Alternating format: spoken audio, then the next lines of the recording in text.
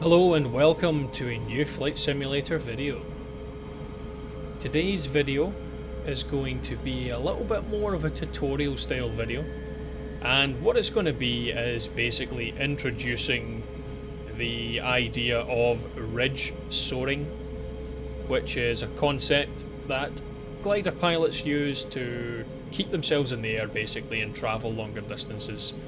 So here we are in the Scottish Highlands, and we will be flying from where we are towards Eilan Donan Castle, which is around about, the kind of 12 o'clock from the aircraft, and I can't really tell you the distance. Now obviously, beautiful scenes from up here.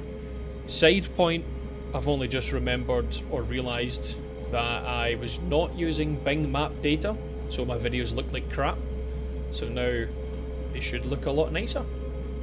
Okay, so one of the main things I've done here to make this possible in this video was to change the weather preset, which was set to high altitude clouds, I believe. One of the things we're going to do here first of all, and you'll see that this is where we're going to start to really pick up some speed and gain some more altitude. So we're already quite high at this point because we've done some ridge soaring up to this point. Now, ridge soaring would be using the windward side of a hill or an obstacle where the wind is hitting that, and the wind is then forced up into the air by that obstruction on the ground. What that then does is it causes an updraft, which we can then use in the glider to gain some altitude, and it does also help with speed as well. Now, one of the problems that you will come across as you're gliding is if you stray too far into the leeward side, leeward being the other side of that updraft. The windward side is where the wind's coming from, leeward is over that ridge where the air current is being forced down. When that's forced down, you're going to sink, and if you see on the readout on the glider, if you see a blue area, that indicates where we're starting to sink. And you'll also hear the variometer, which you can see on the left side next to the airspeed indicator, which is currently pointing quite far down. What that means is that we are in sinking air current. Now what we need to do is increase the variometer, basically increasing our vertical speed. Now to do that, we need to get back to the windward side, and as we do that, we're going to start to see that rises up, and we get that rising tone on the variometer, which indicates that we are gaining altitude, we're getting lift. Now, you need to keep your speed up. One of the things that I've struggled with gliding before is keeping that airspeed. Now, I always thought that you had to fly the little triangle that was on the readout. That was completely wrong. So what I've had to then do is aim to be within a certain airspeed. On the Discus, we're looking at between about 40 and 80 knots, I believe, is the optimal gliding airspeed. We want to try and keep it within that, and I think I've been aiming for around about 70 seems to be a pretty sweet spot for me. Now, if we can keep that, and if we can stay on the windward side, and if we can keep ourselves steering just to the left or just slightly into the windward side of the ridge or the hill, we're going to gain some altitude. And we can look right here, we're gaining a lot of altitude quite quickly. We're still maintaining our airspeed and we're still travelling. So we can see just down in front of us, we can see the loch, and I believe there's a little bridge there, you can just about make it out. It's around about like the 11 o'clock off the nose of the aircraft, you can just about see it from there. So the main objective here is to use the ridges, stay in the air, keep the altitude going, keep the airspeed going, and make our way down there and pay the castle a little visit. Now, you probably saw that in the little kind of intro clip there. We make it there, no problem, and once we get there, well, you see what happens basically. But again, you can see it's hard to see the ground underneath the aircraft, but if you look at the map on the little display there, you can see that we're flying slightly along the ridge. Now, the one you want to try and avoid is if you're in an area like this, you're going to be with competing air currents, so you might find that it's a bit more challenging to find that. Now we're checking the map here just to see distance wise, we're pretty much right on top of it according to that map because it's so far zoomed out. And we're going to make our way nicely down here.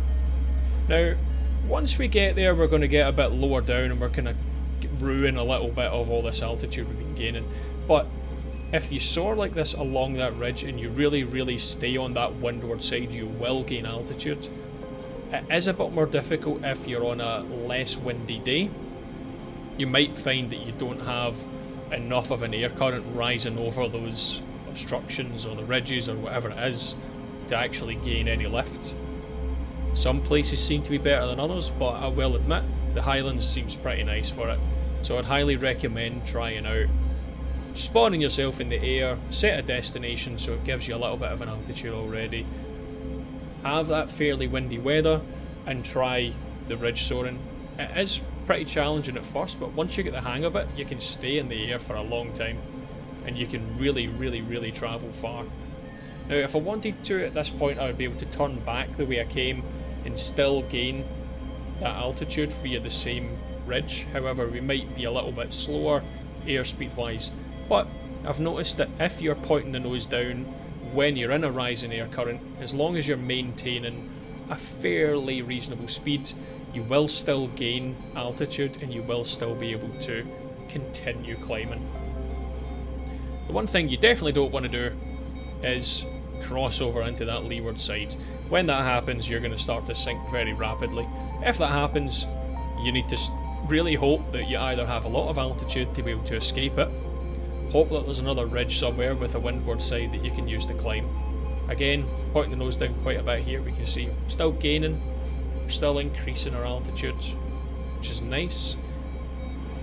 Now you obviously want to try and make sure that you're balancing everything out here, so you want your airspeed to be looking pretty nice, you want your attitude trimmed fairly nose down to try and keep that, and make sure that you're really paying attention to where the ridges are below you. Again, if you cross over, you're going to have a bad time. So try and stay on that windward side. Do kind of what you've been doing here, you can see that in the video, and you'll probably enjoy gliding. This was probably one of the most fun gliding experiences I've had so far, mainly because I finally found that I had cracked it, I guess, is the words to use. Managed to finally discover and understand how this actually worked. And then, when it worked, it was fantastic. There's something to be said for being able to stay in the air with no engines and just being able to experience actual flight. It is a lot more challenging, but once you've nailed it, you'll probably never look back. Never liked playing with gliders before, and honestly I am converted, absolutely converted to gliders now. You can see we've overshot the area a little bit here, but that's good, that's absolutely fine. We wanted to gain all that altitude, get a nice view from above, and then take a little bit more of a scenic view of the castle. You'll see that very shortly. Now we've got this little bridge down here, looks pretty nice. Ground textures are looking fantastic. This is with the UK and Ireland update that came out not too long ago. Again, finally put the big data on, so now it actually looks nice. If I look back to the Barra video that I did, and what was the other one? Papa Westray, it looked terrible. And I was thinking, oh no, it's maybe because they don't have great textures for these areas. Well, I think I might need to go back and explore that again at some point, because it looks absolutely beautiful. Probably one of the best looking countries in the game now at this point, and I think that's with all that digital elevation map data that they've brought in. Fantastic. And this is also, I think, a little bit of a photogrammetry castle, or they've built it from scratch rather than using the what's it called, the auto-gen scenery. Looks fantastic. However, don't pay too much attention to the roads, especially the one that's pretty much right below us here, that's going along the loch, because, well, it's not nice. It's not that nice looking. It's pretty bad, in fact.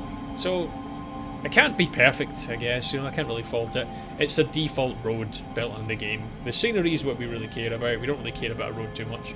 But, yeah, you'll see in a minute or two. It's not that nice. Anyway, I digress. We're still managing to stay in the air here. We have deliberately lost a lot of that altitude so that we can get down here and have a look at the castle. But even at that, we're still holding up pretty well. We're still got our airspeed going. We're not going to crash anytime soon. If we really wanted to, once we've taken a little look at the castle here, which you can see just coming into view, we could start ridge soaring again. We just need to find that nice little pocket where the air's rising and we could use that to climb. Plus, we do have a good amount of airspeed which we could use to do that as well. I think even here, managed to get a little bit of a climb in just before we actually start descending down into it.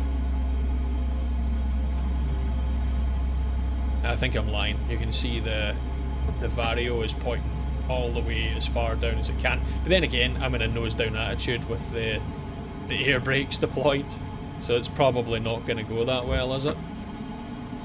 Anyway, here we come in for a nice view. And this is a little clip from the intro here. You'll probably recognise that if you've survived this long into the video.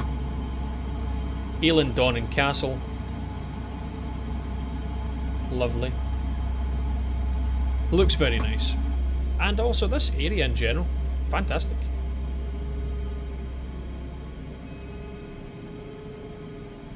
I'm going to come in now for a different angle. Again, you can see that road I was talking about. It's a little bit broken, but ignore it. And we're also climbing here. You can see again, we're getting a little bit of that ridge, which is helping us climb. And at this point, to be honest, we're not really wanting to climb, but it's gained us some altitude, it's gained us some airspeed. And now what we'll do is we'll circle our way around and we'll get around the back of the castle. We're going to take a little view from back there.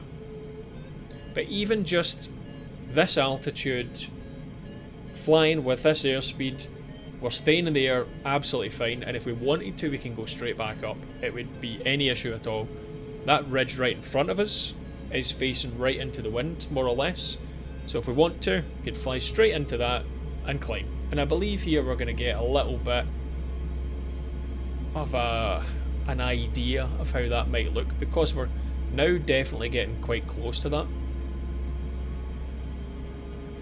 So even with this attitude that we're doing, we're, you know, facing basically down, but we're still gaining some lift there because we were right into that windward side of the ridge.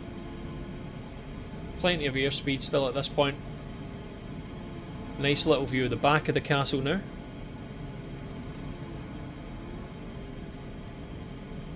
It's actually really well done too, which I was quite surprised about. I mean, I've never visited it myself.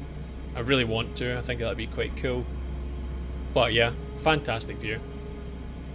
Lovely area to be flying around in. So again, if you haven't, I highly, highly recommend that you try soaring in the Scottish Highlands, in a similar place to where I was. Or if you don't fancy doing that there, just give gliding a go. Give it a try, see how you feel. Once you get the hang of it, like I was saying, it will be fantastic. You'll feel brilliant, and I highly recommend it. And also, I would like to point out, I don't have crash physics turned off here. We landed perfectly fine in the water and didn't die, which I was extremely surprised about. However, we were alive, and also for some reason we can't drown here. But yeah, so anyway, look, if you made it here, amazing. Thank you very much for watching. Hope you have a lovely day. If you want to see more content like this, then please remember and like and subscribe, share it. And the channel growth has been brilliant over the last couple of weeks as well, so thank you very much to everyone. Have a great day.